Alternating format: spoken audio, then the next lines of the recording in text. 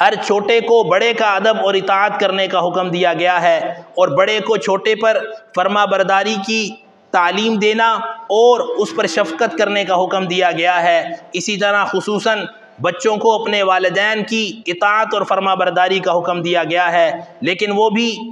جائز کاموں میں، جو کام شریعت کے خلاف کہیں اس میں نہیں حکم دیا گیا۔ البتہ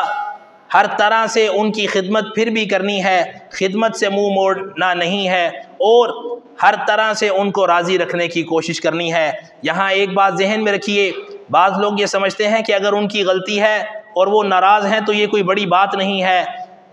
غور کیجئے گا، اگر ماں باپ غلطی پر بھی ہیں لیکن ناراض ہیں تو اولاد کا فرض بنتا ہے ان کو راضی رکھنا، اس لیے کہ اللہ کے ہاں والدین کی رضامندی نجات اور کامیابی کا ذریعہ بنے گی۔ یہ نہیں دیکھا جائے گا کہ والدین راضی تھے یا ناراض تھے، آپ نے ان کو اپنی طرف سے راضی رکھنا ہے، اور ان کی غلطی کو نہیں دیکھنا کہ ان کی غلطی ہے تو آپ ڈٹ جائیں۔ وہ بھی انسان ہیں، کمزور ہے، ان سے بھی غلطی ہو سکتی ہے، اس لیے ان کی غلطی کو سامنے نہیں رکھنا، ان کی ان